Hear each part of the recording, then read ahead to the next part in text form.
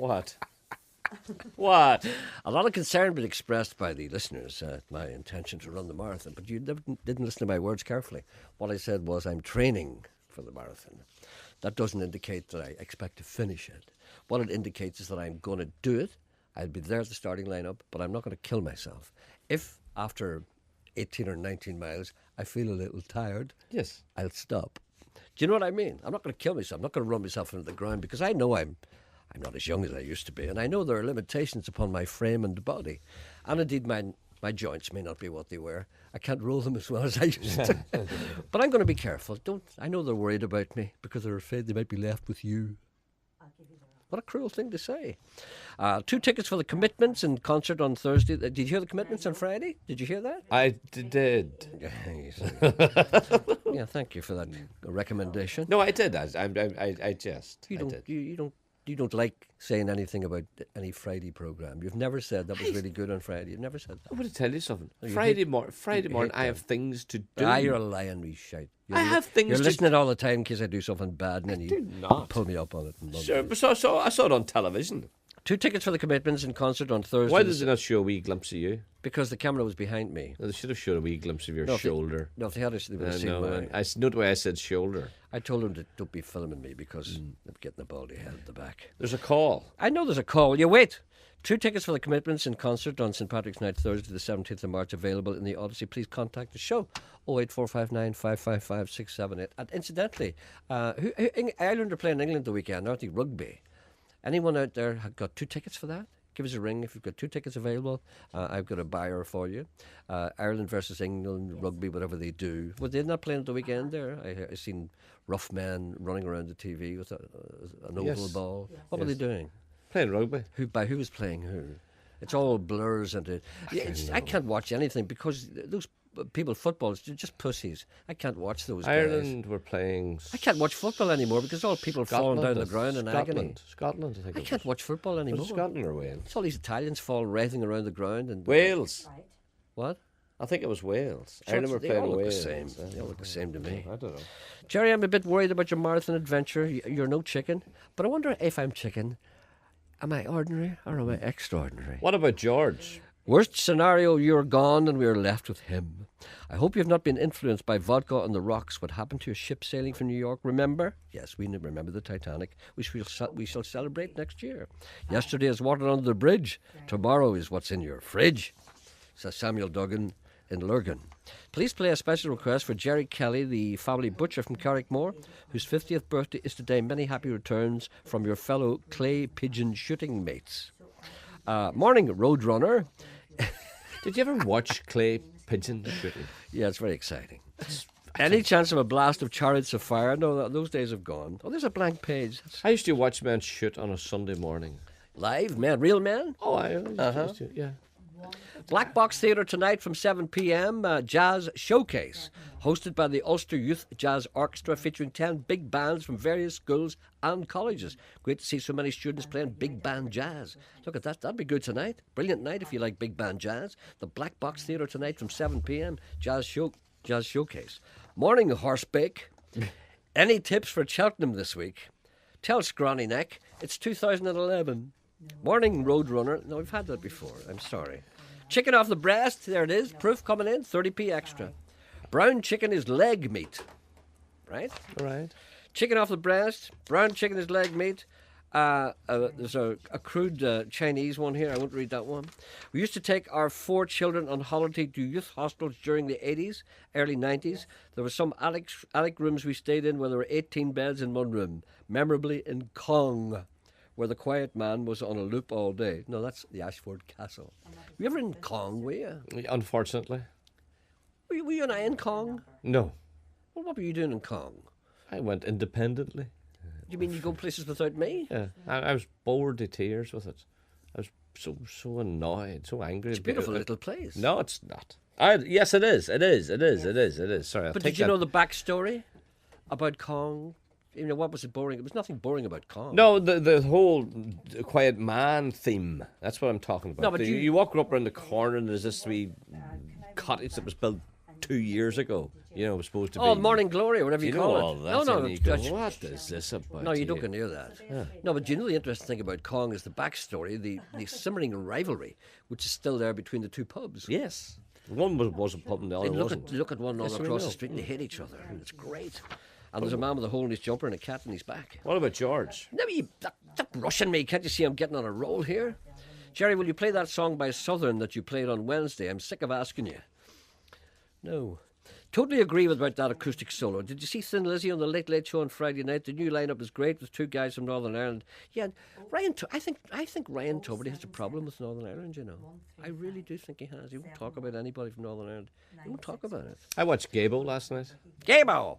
I was talking to Brenton O'Carroll. Mrs Brown, you've got a lovely daughter. Well, anything you want to add? No, there's something I thought maybe you'd watched it because what I couldn't understand, and maybe you could shed some light on this. Right, Gay interviews Brenton O'Carroll. Well, tell me, Brendan. Right. And What's it like to be a little did you fat see it? bald man? Right, Janet saw it. Yes. Well, will you please tell me why did Brenton O'Carroll sit with his glasses on his forehead all through the interview, half an hour?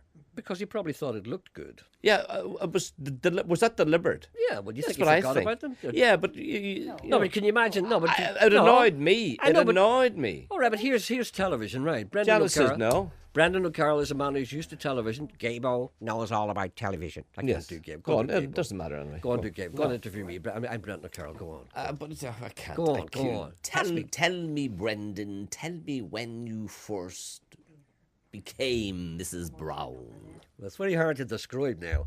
I put on a skirt. I said to myself, Jesus, that looks great. So I said, I'll keep her on. I'm not going there with you. Go on, give us another No, question. Give but another tell me question. why did he? Be why- Gaybo, be Gaybo, be Gaybo. Brendan, why are you sitting there with your glasses on the top of your head? I saw Robert Redford doing it. I said to myself, I'll have a crack at that. Is that the reason why? But why? No, what happened there can't is... understand why I he know, I did know what that. happens. You see, Gaybo's a man who knows his way around television. Yes. Brendan O'Carroll is a man who knows his way around television.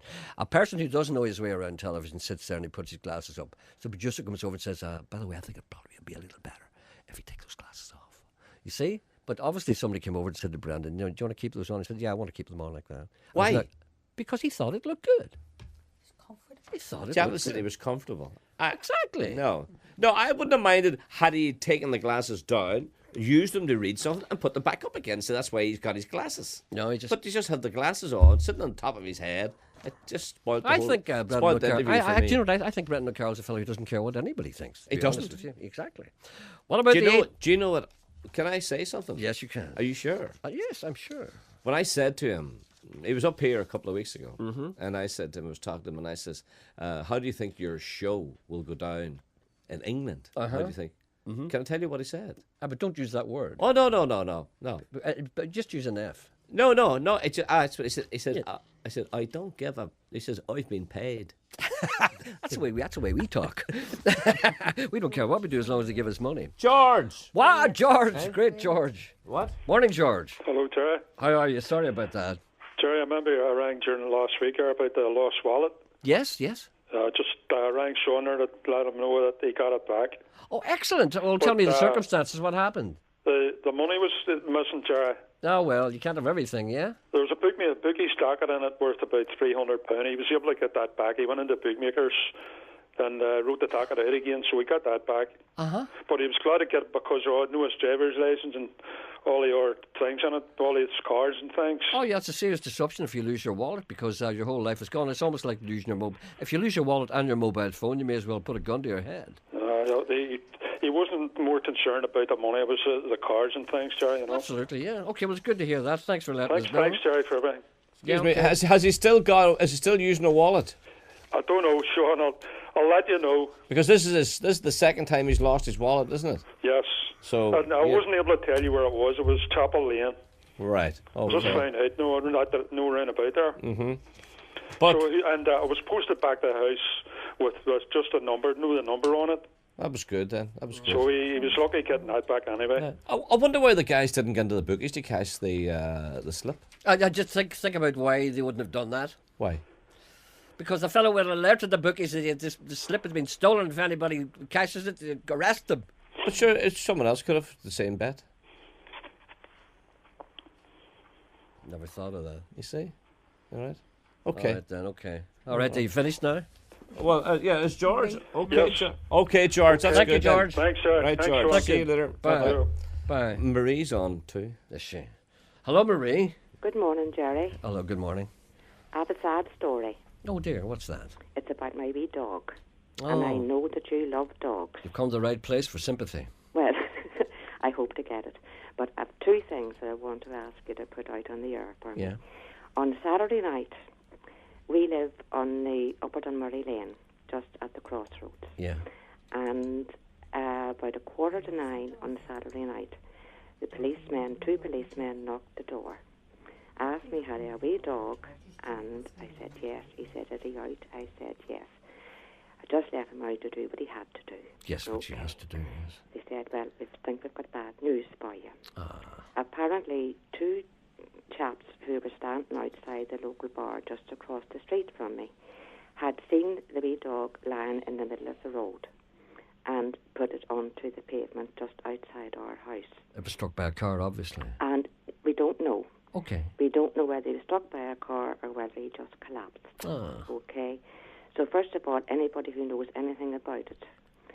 Secondly, and more importantly, as the policemen who were fantastic, by the way, as they were passing and putting the wee dog into a bag of all things, four children were passing, and they obviously had seen the wee dog about the district before. And 10 minutes later, these four children knocked the door. Of course, my husband and I were absolutely distracted, and stood in the front porch, and they said, very, very sorry about your wee dog. And they had a bunch of flowers and a box of chocolates. They had not, had they? They did indeed. Oh, my God. They did, and honestly, I can't believe it. The thoughtfulness and the kindness of those wee children. What age were they? I would say they were about 11, 12, 13. There was God. 3 girls and a boy. They've obviously said to their mummies and daddies, you see, and maybe They said... were passing whenever all this was happening. And they'd obviously, Tesco's is just across the road from us. And they'd obviously just so thoughtful, they went over to Tesco's and obviously spent their pocket money. Do you think they did that? Oh, that's They fantastic. did that. Those children did that. It was not a great story when you hear all about these wee hooties and these wee gobshites. Exactly. And suddenly you hear a nice thing like that. Exactly, which is why I wanted to put this out. And if any of them, obviously they're at school, and they won't hear this now, but if any of their parents are listening, I really want to thank them and congratulate them on bringing up such beautiful, beautiful children. And where is that again? What area is that? We live in Upper Dunmurray Lane. Okay. All right then, It's thank just you for at that. the crossroads. Thank you for that. Okay? Yes. And thank the policemen and everybody who helped. Okay. Thank you very much, Gerry. Thank you. Bye. Bye.